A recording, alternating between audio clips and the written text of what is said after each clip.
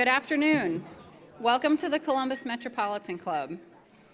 I'm Kelly Atkinson, the Diversity, Equity, and Inclusion Director at Columbus and the Columbus Office Administrator at Barnes & Thornburg. I'm also the chair of CMC's Board of Trustees. Today's forum is sponsored by Porter Wright, Morris & Arthur, and The Ohio State University, with support from the Columbus Dispatch. Today's live stream is presented by the Emergency Response Fund of the Columbus Foundation in partnership with the Columbus Dispatch. Let's thank all of those supporting today's forum.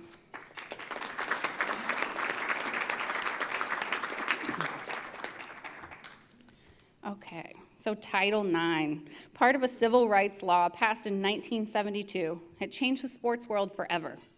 Title IX barred discrimination, again, based on sex, in education programs that receive federal aid. Today, we will explore the legacy of 50 years of Title IX as CMC marks National Girls and Women in Sports Day with a panel of experts to unpack the changes from this landmark law on the world of sports. On behalf of today's sponsor, please welcome Michelle Wong-Hallaby, partner with Porter Wright, Morris & Arthur, to introduce today's panel. Michelle, the podium is yours.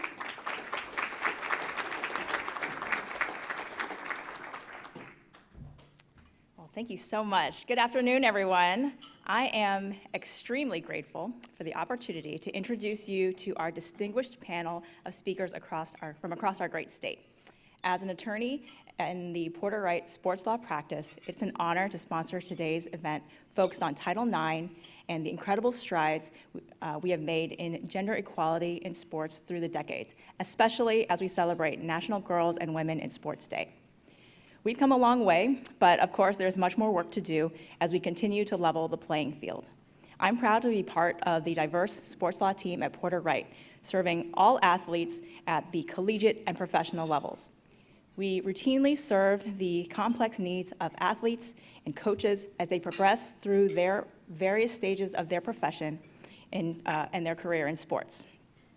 From contract review, career planning, estate planning, and asset protection to guidance with the use of their name, image, and likeness, we provide a well-rounded approach to counsel that allows them to plan for today and the future. Our job is to help protect athletes and maximize the positive impact they can have on themselves, their families, and their communities, both now and beyond their playing days. It's imperative that we always keep the best interests of the athletes in mind and maintain the right support system around them. Undoubtedly, I know each member of today's panel also keeps the best interests of athletes at heart. So let's get their conversation started. Please welcome today's speakers. First, we have Dr. Kimberlee Kiehl, Chief Operating Officer for the Ohio High School Athletic Association.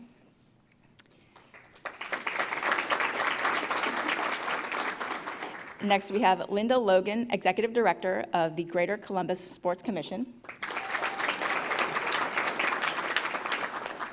We have Janine Oman, Senior Deputy Director of Athletics for The Ohio State University.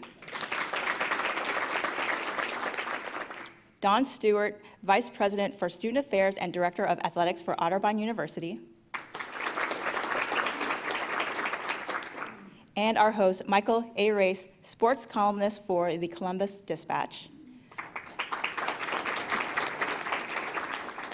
You can learn more about today's speakers from your forum flyer. Michael, we look forward to today's conversation.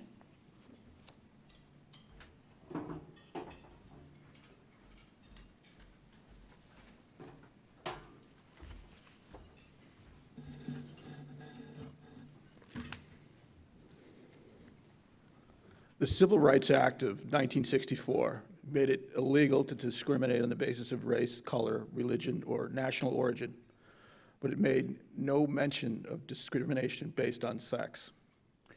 Women were included in the Civil Rights Act only in Title VII, an amendment that addressed equal employment opportunity, but did not apply to educational institutions, among other areas.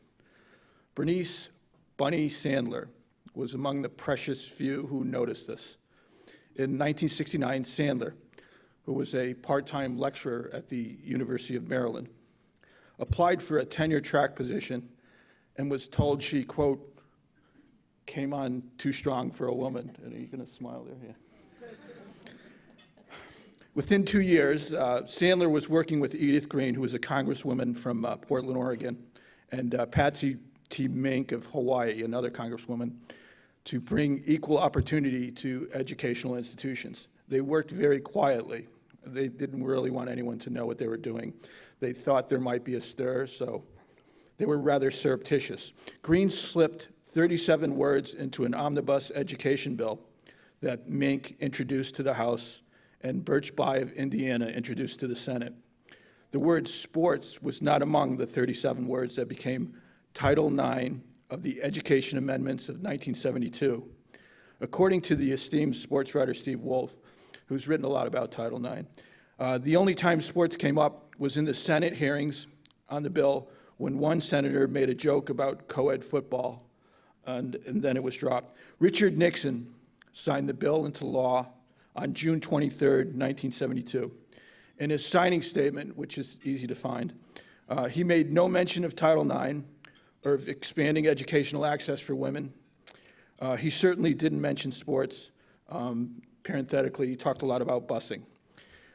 Sandler, that pushy professor, said, quote, "The only thought I gave to sports was, oh, maybe now when a school holds its field day, there will be more activities for girls." The 37 words, Title IX, read as follows.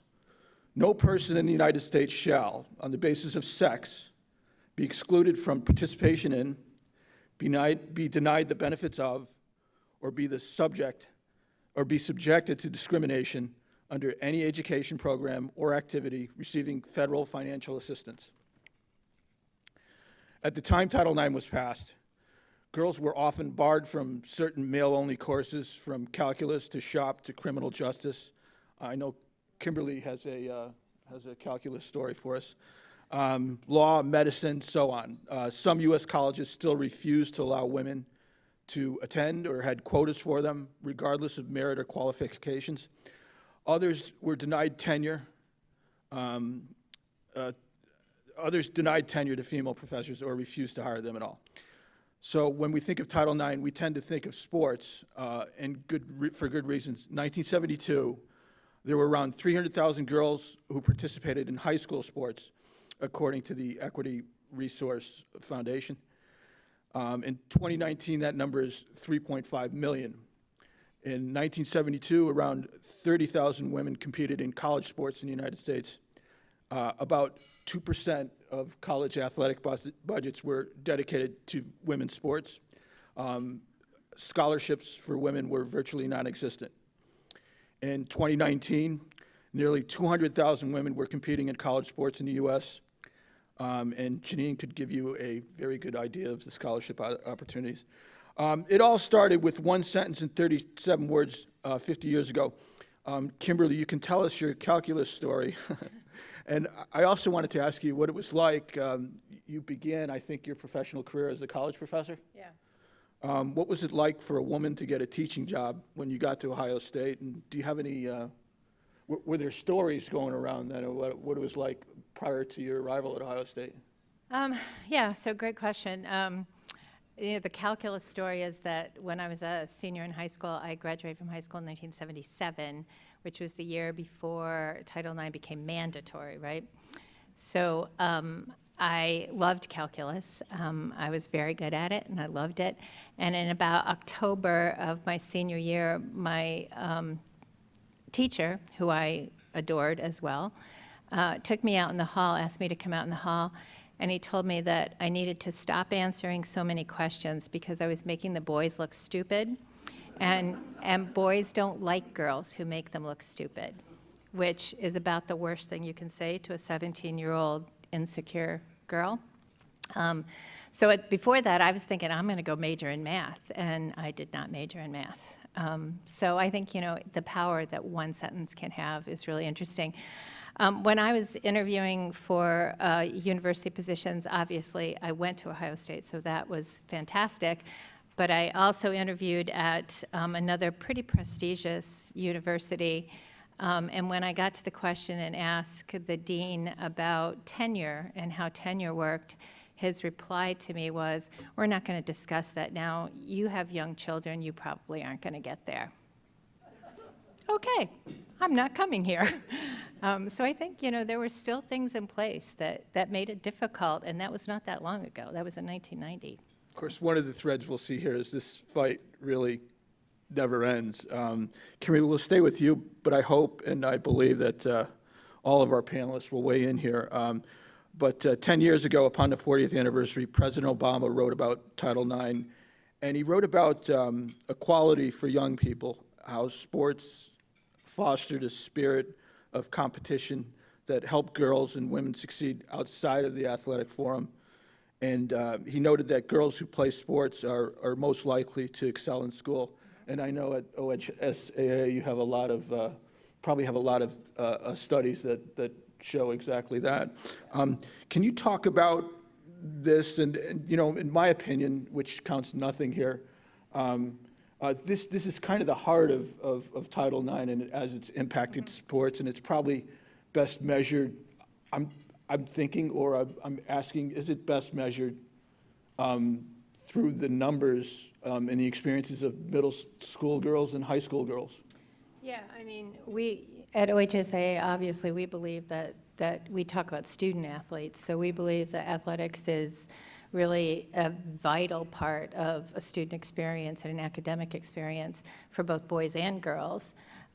So I think, what Title IX did was it opened those opportunities for those middle and high school girls. And there are a lot of studies that show that kids who participate in athletics do better in school, stick with things longer. There's all sorts of research that's out there.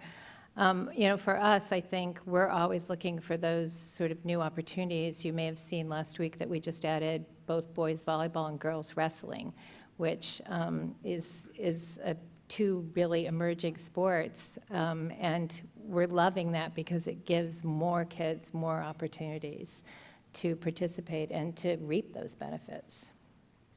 I'm sure. Anyone else on that one? Chime in.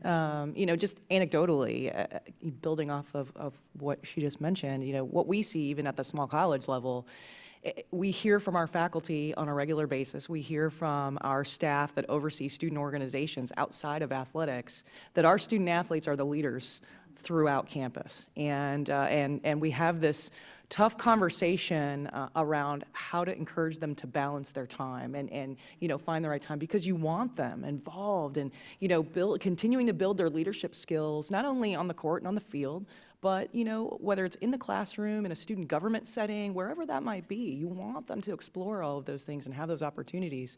So it does manifest itself. I think in our work, we have the privilege of working with so many different women around the community, around the country, and I think there's a great stat that 83% of women in the C-suite participated in some sort of athletic, whether it's high school, college, so those are staggering statistics. The NCAA began pushing back against Title IX almost immediately. It sees financial threats when they're just wisps of smoke on the horizon. In 1974, Senator John Tower, a Republican from Texas, introduced an amendment which sought to exempt revenue-producing sports from Title IX. He was worried that funding girls' sports would curtail the profits made by for-profit sports in colleges. The amendment was defeated. I would note that John Tower, some of you might remember him from the Tower Report, but he was also voted against the Civil Rights Act and the Voting Rights Act prior to attempting this amendment. In any case, Janine, can you punch some holes in Senator Tower's thinking? And I'm sure, which still persists in a lot of ways, I'm sure some of the other panelists would like to take a swing as well and can limber up. It's one that, I started high school in '77, and I was telling Mike, I remember that was when we first started competing in the boys' leagues. So '78 was when it was mandatory. So I think I ran in maybe, if not the first, one of the first Ohio high school state track meets for girls. And so I have great affinity that and I'll piggyback on Linda's comment on the C-suite. So the women that we have that compete for us, I think in one of my theories or one of my things to shut down, that is we want to build a DEI society where all voices are heard, right? And so this is a great opportunity for these young women to develop leadership skills who become the future leaders, right? So sport is, we always say it's a learning lab for life. And so they're going to learn how to be on a team. They're going to learn how to deal with conflict. They're going to learn ways to lead in a group dynamic, which is valuable in a business setting. And so when you want to restrict that, you're saying only these people are worthy and they're getting that path to leadership. And so that plays out for us. I see one of our esteemed athletes who's a graduate of us, right? And what they've been able to accomplish. And so we feel very strongly, Gina, somebody feels very strongly that our men have the same opportunities as our women do, and vice versa for that. So that would probably be my one thing to take away. I sense that 50 years later, there's still some John Tower resentment of Title IX, if you will. I suppose that when you poke at power like that and stretch for equality, that you'll have that when you're kicking a hornet's nest, I guess. Yeah, I think that the one piece is it's really mindsets, right? So, cultural change doesn't occur overnight. So that takes time, and I think people have to experience the good. So I think that, for myself, over my almost 35 years in college athletics, it's been amazing to watch the change. I used to be the only female many times in the room. I was a GA with the football team at North Carolina with Mac Brown, his first go-round. And so just the opportunities that you see for women, not only to play a sport, but to be involved at a professional level and have leadership roles at a professional level, that's going to take time, right? So it's one person at a time. How much calculus did Mac Brown know? He's Linda, a great guy, though. Linda, I'd like to give you the opportunity to talk about the Greater Columbus Sports Commission. This is an anniversary year for you. Can you give us the thumbnail of its origins, the calculations of the financial impact, which you're so fond of giving on the area, and can you thumbnail what percentage of that impact comes from non-men? So we think of us as sports tourism with 3 pillars: economic development, raising the image of profile of Columbus through sports, and then that quality of life piece of doing great things for our residents through sports. So when you think about some of the great events that have been in our community, even most recently, where we've been able to showcase some of the highest ranking or highest competitions for girls and women, whether it's NCAA volleyball that was just here a month ago or Women's Final Four that was here a couple years ago. It took us a while to sort of build up to that reputation, but I think in our 20-year anniversary that we're celebrating also this June is that we've brought in over 500 new events, over $500 million worth of economic development, but it's more than just that. It's just the role models of getting to meet Katie Smith, or we have Celia Anderson from our staff that played in the Final Four at Arkansas, and she, just being able to be around these great women so that the girls in our community, whether they're reading to the Final Four or they're watching these thrillers, these buzzer beaters, I think it creates memories for a lifetime. So I know we have that big economic number that we also tout, but I'm equally as proud of all the other things that we do as well. Linda raises $300 billion a year for the Greater Columbus area. That's true. Dawn, you've worked at both Division I and Division III levels as an administrator. That's only part of your background in association with women's sports. This can go for each of our panelists, but I'll put it to you first. Can you imagine life without Title IX? Oh, definitely not. Definitely not. Having worked at both levels, and there's a little bit of a different philosophy in terms of how you're I don't want to say supporting your student athletes, but how you're investing in them, but you're in it for their success. So that doesn't matter what division you're at or where you are. You're in it to grow your student athletes. You're in it for them to become the best versions of themselves, for them to become the best leaders they can be. And so, no, I can't imagine that, because our time would have been spent differently and probably not as effectively either.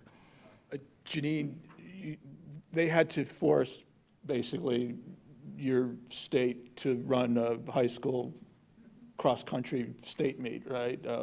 Linda, your high school didn't have girls' sports? So I graduated from high school in '73, right as the legislation was approved, but not really implemented. So we did not have any girls' programs when I was there, so different opportunities, right? And Kimberlee, do you have anything that?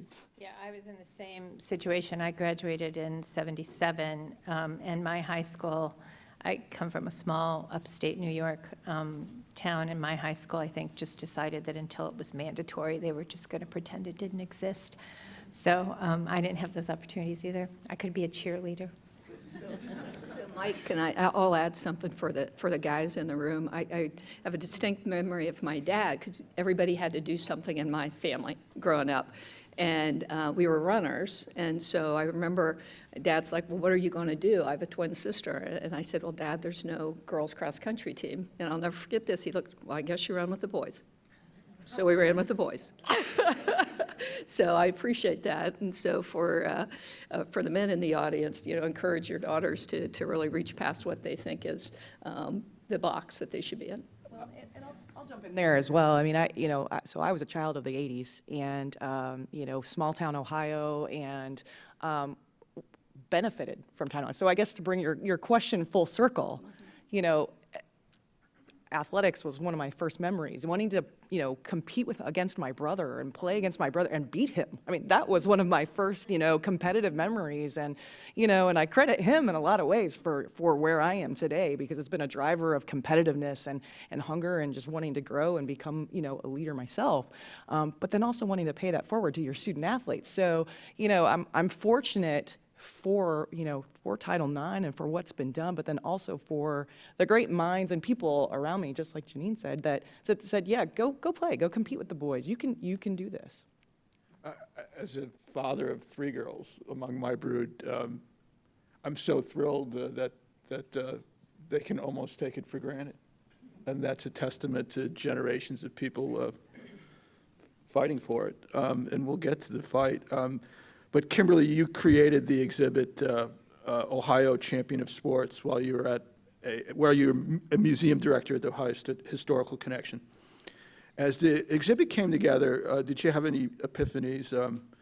It's like a Terry Gross bad question, but I'm curious about the arc of sports history as it relates to women, because that was a project. It was a hell of an exhibit, but it was also an incredible project that came together over a long time. For instance, the first OHSAA boys high school basketball tournament was in 1923, and the first girls high school basketball tournament was in 1976. Yeah, Hartley, by the way, won the first Class AA state title. If there are any Hartley people in here. Yeah, so, it was interesting trying to create that exhibit. We wanted to be really thoughtful about having a nice balance in the exhibit. And there were some stories that jumped out. Katie's story, for example, jumped right out. But one of the things that was really interesting to me and really eye-opening to me was how hard it was to find the stories of women's sports. It was easy to find the men's sports. It was really difficult to find the women's sports and to find the women and to find the stories. And we really had to do some digging, and that was really eye-opening to me. The sports writers didn't do their job. This is what we're saying. Well, maybe. I think that they just don't get as much attention in a lot of, even in high schools. They just don't get the kind of attention. And, we have several major pro teams in the state, and I'm betting that hardly any of you could ever mention what the pro football, women's football team in the state, which is the winningest football team in the country, women's football team in the country, right? So we just don't hear those stories very often, and we tried to find those and put those in the exhibit, which is still there, by the way. That was what really the impetus behind us creating the Women's Sports Report, which was shining the spotlight on girls and women in Columbus that really had not been recognized before. And really, the story was at a Christmas party in 2010. I was talking to Barbara Fergus, who many of you know, and 3 of our local teams were going to their version of their Final Four. It was Ohio State's field hockey team and soccer team, and I believe Otterbein's soccer team. And she said, I think you're the only person in the room that knows that, Linda. So how do we tell that story in a much broader sense? And so I think that really is something that has grown over time, and we still have a long way to go, but it's having opportunity. Yeah, I'll piggyback. For us in the Ohio State Athletic Hall of Fame, it is finding the stories of the women are really difficult. You know, those early women, it's one that when you go through it, the men, we have so many accolades and so many things, so we have to actively search to find the women in there, so yeah. Wow. Let's talk a little about the fight. Title IX is like a rocket that continues to ascend through generations. It has a great symbolic heft to it at this point, 50 years on. You know, a year after it was passed, Billie Jean King founded the Women's Tennis Association and pushed the fight for equal prize money for women. And she intoned Title IX in '76. The Yale crew team story, I know folks who read Title IX history, this is one of the stories that always sticks out. The Yale crew team, they were tired of not having showers and waiting, freezing on the bus for the men to shower. So they stormed the athletic department. They didn't storm, they went into the athletic department and they stripped to the waist. And they had Title IX magic markered on both their front and their backs, and that made it to the New York Times. Does that happen in athletic departments still, anything like that? And in 2007, Venus Williams finally pushed Wimbledon for equal pay. Just 2 years ago, and to my knowledge, the case is ongoing, the U.S. women's soccer team stepped up their legal fight for equal pay with the U.S. men's team. And they're way better than the men's team, too. But whether using a magic marker or yelling it from a mountaintop, women are still conjuring Title IX as almost a rallying cry. It's still that powerful, is it not? Is there any way, and anyone can take this here, to quantify that, or how do you process that? I'll speak for some of the work that we're doing. We host a lot of annual events in Columbus, as well as those one-offs that will come here. So we're kicking off celebrating all year. So we can have girls that come to our community or women that we're going to do some great content, maybe some educational things so that they'll learn about those 37 words. So I think we're going to try to build on the legacy, and then what's that next 50 years look like? I think the best is yet to come, but I think that's at least some small way that each of us can do something. Same with our colleges. Mike, it's interesting because our 18-year-old female that comes to us is probably like your daughters. I don't know that they understand the significance of Title IX and what it meant to them. And so that's our plan for celebrating Title IX, is they are now at a place where they take for granted a lot of the opportunities that they have. So that's probably been one of the things that probably over the past 5 to 10 years that I think I've noticed and have, because it was just part of, like, if you grew up in that era, you just knew it and you knew what it meant. But I don't know for current students, do they actually think about it in the same way that we do? Is it taught? Not directly unless you have a sports history class or something along those lines. But if you're speaking specifically to athletic programs, I guess I'll take a step back. Here's what keeps coming to my mind as I listen to my wonderful colleagues and think about our paths is that leadership is such a critical component to all of this, in the work that Linda does and the work that all of my colleagues do, as well as our president is here from Otterbein, and John talks frequently and acts frequently on equity. And so the importance of those conversations around equity, the importance of those actions around equity have to continue. And I think there's an opportunity there, which is what Janine's touching on too, for us to educate our students and our young people as to how this has evolved. You know, and it's not just gender equity. I mean, it's equity in a lot of different ways and all ways. And so how does this conversation need to continue to go? And I think in a lot of ways challenging, once again, our young people to keep that conversation and those actions alive. I mean, to me, it should be part of history where you learn about the Civil Rights Act and the Voting Rights Act, which is not too long ago gutted. So we should fear for all of these things and hang on to them. But we should all be Billie Jean King, is, I guess, one way to put it. You know, by the early 90s, as all of you guys know, the practice of universities cutting teams to meet Title IX requirements was becoming more common. This practice has spiked precipitously as American universities face financial crises. One thumbnail I saw was an expected $120 billion in negative fiscal impact from COVID-19 by the time the pandemic is done. More than 250 teams have been cut from athletic programs nationwide since 2019.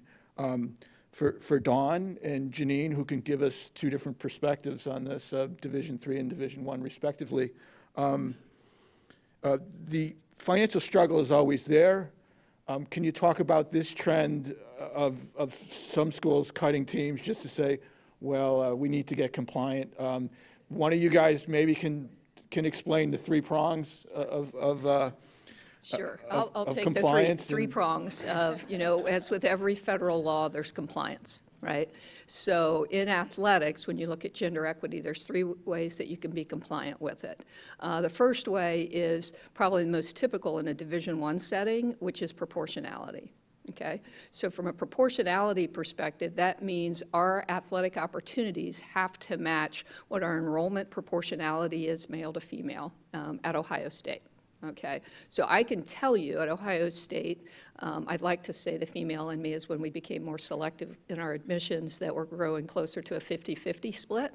But it's probably been not too long ago, maybe within 8 years ago, that our makeup was about 54% male and 46% female. So what that means for us at Ohio State is we have to find that sweet spot somewhere around 2% or so where we're offering those same types of opportunities for the men and the women. So when you see some of the cuts, right, there's two ways you can go about it. You can add sports or you can reduce sports. And so some will look at it from a proportionality perspective, that they're like, as more schools are actually, I saw a paper, an article the other day that they will expect over the next few years, 5 to 10 years, that more women will be attending college than men will be.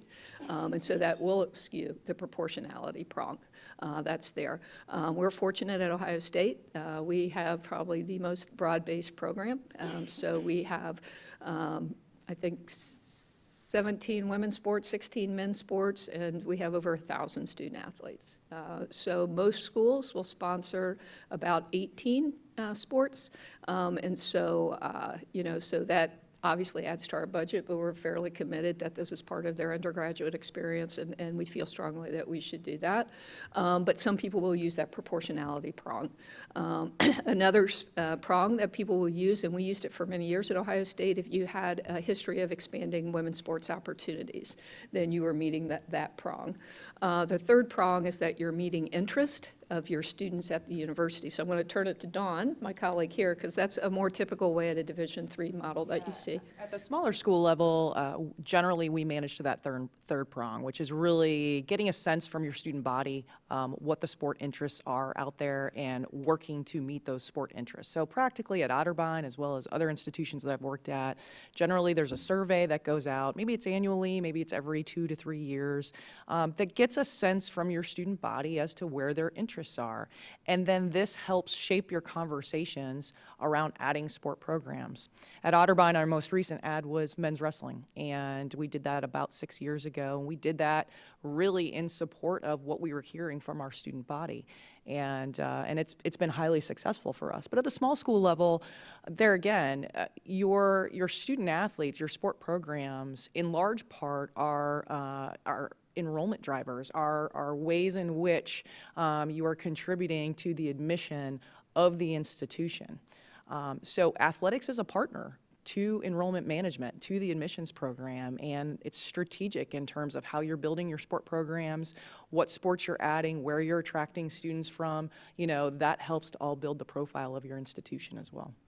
Kimberlee, or does this at all apply to one of the largest high school associations in the country? Yeah, I mean, I think it applies to all the high school associations in the country, and I think it applies to high schools, too. I mean, the same thing that you hear at colleges, high schools are dealing with, and I think it was exacerbated by COVID as well. So do you add more sports and add to your budget, or do you take sports away in order to make sure you've got some equity there? You know, for our associations, we don't get federal funds for the most part, so we have a different relationship with Title IX. We follow it because we want to follow it and we believe in it, and we try to maintain that equity. So now, with the addition of the 2 sports, we have 14 girls sports and 14 boys sports that we sanction, and we try to pay attention to that as we go through. But it's definitely an issue in the high school still. Now, there was a recent case of Clemson cross country. Does anyone? They sued. The men sued after they were Actually, cut. the women were the ones who, Clemson cut, I believe, 3 men's sports, so it was in the cross country. And so the women were very upset, so the women actually rallied the troops. So what ended up happening, to meet their proportionality prong, they brought the men's sports back, and then they added 2 women's sports so they could meet the proportionality. So they added women's lacrosse and women's gymnastics. It's equality can work, you know. You know, we're talking about federal law here, all the compliance, federal bureaucracies, college bureaucracies, and we mentioned that Title IX goes well beyond sports. I got to stop hitting that thing. Another realm of Title IX compliance is gender-based discrimination, including sex-based violence on campus. This has been tweaked to be expanded under Obama, and there were new directives put out in the Trump administration. This is one of the more difficult things, and something that hits the news quite a bit about college, the imprimatur to handle this type of thing, and the political football that it's become as well. Janine and Dawn, it's part of your life, is it not? And the good news is I'm looking at my staff here from our Office of Institutional Equity, who are our great partners in that. I think some of the lessons you learn from some institutions that didn't do that part of Title IX very well is they tried to manage that within their house and within athletics. So it's imperative for you to partner with your campus institutions and campus offices that this is the work they do. Because that's their space that they're in. We're in the gender equity space and providing from a sports perspective. So I think some of the more high-profile sports cases you saw, that they tried to handle it internally. For some time now, Otterbein has spent time educating in this space. Our student athletes do regular programming, actually, and in our world, it's with some of our faculty members from the Department of Health and Sports Sciences who have specialties in teaching around sexual violence. And most recently, though, and it's been because of that ongoing work, we've been awarded a $300,000 national grant to not only continue that work, but expand that education throughout the rest of our campus and throughout the community, too, so that our students can be advocates and can be leaders, you know, in that landscape. Yeah, and I think I would add as well, when you look at that, this is where the Title IX for our education pieces that we do with our students is for them to understand how it broadly impacts all of those types of things. And so I think for them, the discrimination-free, that you should be able to participate no matter if that's in a club sport, if that's a varsity sport, if that's in a club, that this goes along with it. So we spend a lot of time in education. You ask about what do we do educating about gender equity, probably not as much as we should, but we spend a lot of time with our partners in educating them really in the sexual misconduct space, and really because, I just think as you watch the evolution and what they're exposed to, I think their definitions of what is okay may differ from what our definitions are. Thank you, social media. We're less than a minute here from taking questions from our live stream and in-person audience. If you have a question, you can step to the podium with Doug now, make your way over there. I just want to open it up to anyone who wants to add anything before we get to audience questions. I'm sure everyone has something burning in their heart that they want to express. No? Open it up. We'll go right to questions then, Doug. Am I good? Yep. Thank you, Michael, and thank you to our panel. I want to just give a very quick moment of thanks. Today's forum topic, the 50th anniversary of Title IX, was brought to our attention by Linda Logan. So, Linda, thank you very much for reaching out to us and letting us know this is really something we should talk about. So, thank you. So I'm going to take, our first question actually comes from, it was pre-submitted before the forum. It's from Ann Gabriel, retired from Ohio University. Ann asked, Title IX requires equitable, not equal, treatment between the gender sports. What is the difference as you view it? It's always a great question and one we struggle with. I think what we're looking at is people want to match this sport and that sport. What we're looking at is overall that we're providing an equitable opportunity for all that are there. So sometimes there's going to be gender-based differences that are legitimate. Differences that are there. So we want to make sure that that's where the equitable piece is as we look broadly as to how we employ that. I would add to that too, access is typically the word and the action that we're kind of constantly thinking about in terms of equity is how are we providing access to our student athletes, in the most equitable ways.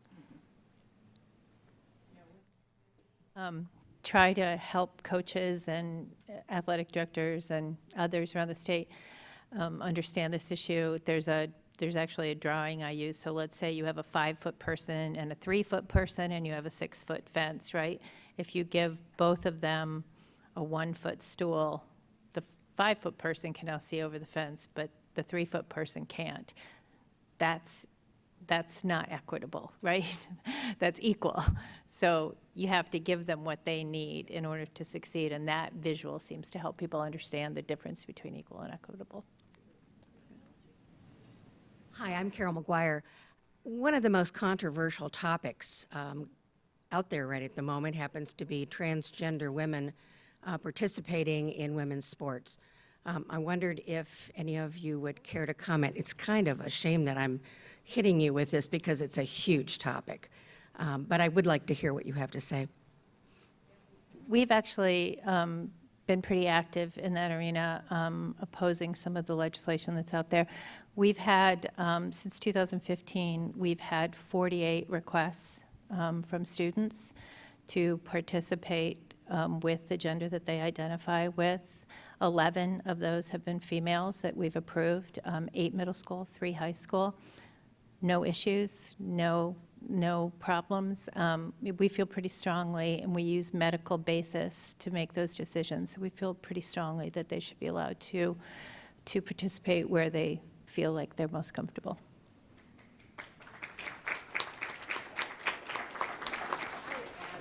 The NCAA just has changed their stance on it. So for many years, they had, where it's particularly from a male that transitions to a female, when you are looking at some of the hormones and things like that. So they had a pretty long-standing policy.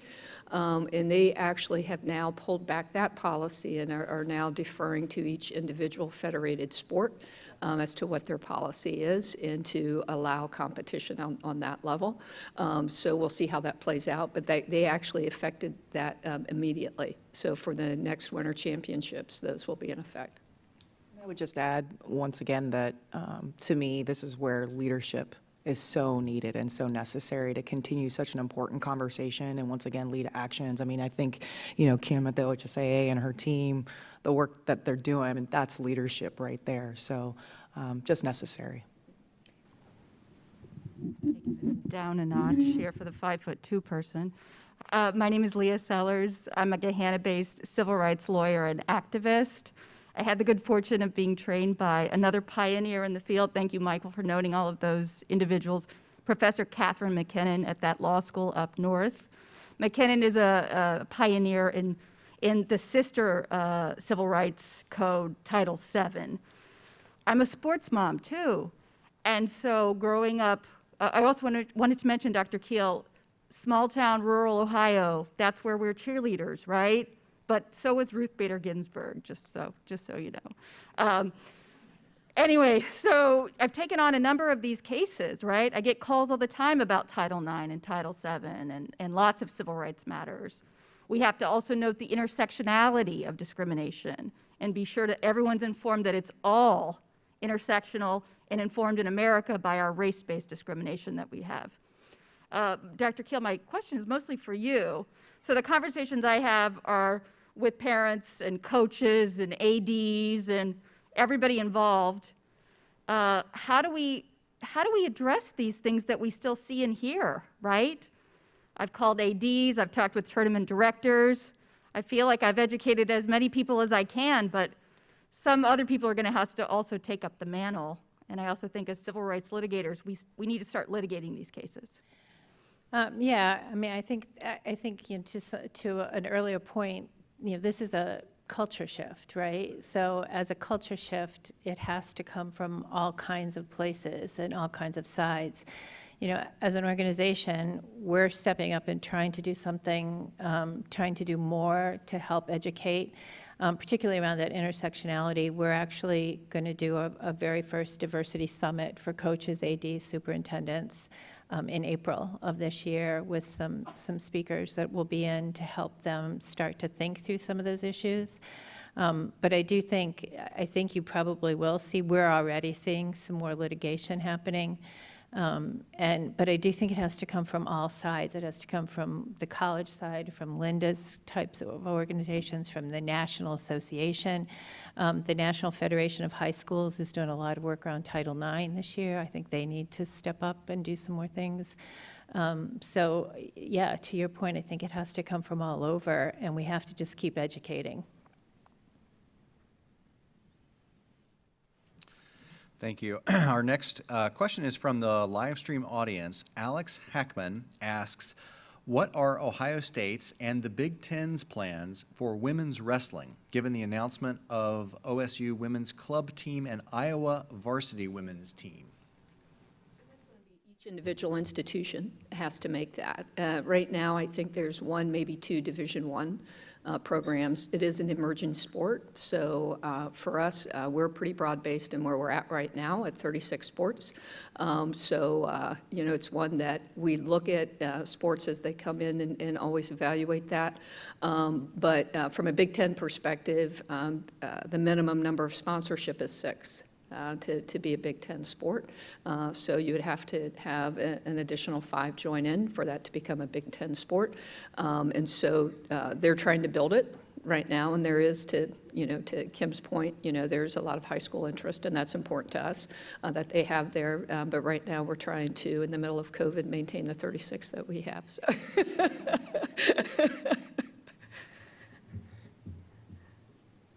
Hi, I am an employee at Otterbein, so I get the pleasure of working with Dawn. And I just had a question for you all. With the talks of sort of the high dollar paid football coach, and thinking about sort of the staff side of athletics, how, if at all, have you seen Title IX and that equity piece spill over into the staffing of athletics? Kelly, I'll slip you that 20 later for asking that question. That's a great question. What I'm taking from your question is balance. How do we balance all of that when you've got maybe a high-end paid employee on your payroll, and yet how does that impact the need for expansion of your staff and whatnot? I mean, I think it's more cultural. Certainly Title IX has had a part in this, part of the culture in that, but I think culturally, as our perceptions and investment in athletics at every level has grown, that has grown then the investment at the collegiate level as well. Is that fair, Janine? And certainly driven some of the demand for staffing and resources and investment in your programs. Ultimately driven by what is it that your program is doing for your institution. You know, as I spoke about earlier, at a small school level, and this doesn't have to just be Division III, this can also be small school Division II and, you know, others, even small Division Is. You know, if athletics is a component of helping to drive enrollment and drive experience for your students, then you're going to really look holistically at what does it take to make that program work, and what's the kind of experience that you want to deliver through that sport program. That's going to drive those types of decisions. So. Yeah, and I think if you look back for when women, you know, it's interesting. So when you look back when women's sports started, the only people who coached women's sports were women because they didn't pay. Right? One of the saddest stats for me right now is there's never been a woman coach who's coached a national championship in women's volleyball. So we had a first this year. We had a regional that there were 4 women's coaches that were coaching, and I'm proud to say we were one of them at Ohio State. So I think that it speaks to, right, that what coaching women has become not just, you know, in the 1970s or 80s, that was a women's job. We weren't even going to pay you full time, right? So I think that what we're seeing is an evolution, and so that we look at things from what is it that, I liked your comments about, like, what are you trying to accomplish and what do they need to get it done? And I go back to the equitable, right? So we need to give them what they need, and we need to pay them fairly for doing that. So I think we feel very strongly, but I think that's the good and the bad, I think a little bit from a Title IX is really in the women's coaching side. That you were virtually 100% were all women's coaches. That's not true today for it. So I think you're seeing a lot of the women's coaches academies really coming back and really pushing females into those coaching roles. So. Yeah, I would say too, in the high school, the way I try to think about it, I have a big chart on my wall that shows all of our sports and where they sit, as opposed to revenue neutral to revenue loss to revenue gain. You know, those sports that are paying more are also earning more. So we're a nonprofit. We get no federal dollars. We earn all our dollars, most of our dollars through ticket sales. So in my mind, those things, in Ohio, it's football and basketball, both boys and girls basketball. Those sort of high income things are what lets us add girls wrestling and grow that sport. So I always try to look at that balance financially as we go through. I hope we soon get to the day when women are coaching more men's teams and that it's more commonplace, you know, because there's a lot of talent that just withers out there. We just in Ohio just recently had, we have a lot more women officiating now too. And we just, a couple weeks ago, had the very first time in Ohio where 2 women officiated a varsity men's basketball team. It's the first time it's ever happened. Well, they're in the NBA. Yeah, yeah. So that I had just anecdotally, I'll give a shout out to our men's and women's cross country and track and field coach. So I have one head coach that oversees men's and women's cross country, indoor and outdoor track and field, and her name is Dara Ford, so female, that oversees both men's and women's programs. And I had a conversation with a good colleague of mine, probably about 5 years ago, who made the comment to me. He said, you know, you're going to need to change that up and make sure that you put a male over your male program, because I don't see that your male student athletes are going to respond to Dara. And back-to-back years, we've had top 10 teams in the country, in cross country, and nationally ranked teams in track as well, or individuals in track as well. So I think Dara's figured it out. As do we. We have Karen Dennis, who is, oversees both our men's and women's track and field. Well, that's a long-standing tradition for CMC to take audience questions and more recently live stream questions. My work here is done, and I'm going to step aside because I have no idea what to do next. Thank you, everybody.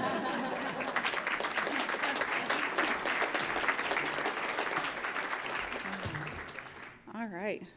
Well, I hope that you all enjoyed the forum as much as I did. I have 4 kids in sports, so I care so much about this, and 2 of them are daughters, and I so appreciate everything that you all do, and just that really so many people do in our community to help them to be able to do all this. So thank you for being here for all of that. Please make plans to join us next week as CMC presents Chasing the Promise of Equitable Education, featuring another panel of experts. Thank you to our sponsors, Porter, Wright, Morrison, Arthur, and The Ohio State University. And thank you to the Columbus Dispatch for supporting today's forum. Also, thank you to the online virtual seat patrons and to the Emergency Response Fund of the Columbus Foundation for presenting our live stream in partnership with the Columbus Dispatch. And our special appreciation for today's speakers, Kimberlee Kiehl, Linda Logan, Janine Oman, Dawn Stewart, and our host, Michael Arace. So let's just clap for them real quick because I love them. All right. And of course, thank you all for joining us. We couldn't do it without you, and we look forward to seeing you next week as the Columbus Metropolitan Club presents another community conversation. Have a great rest of your day. And don't get snorted.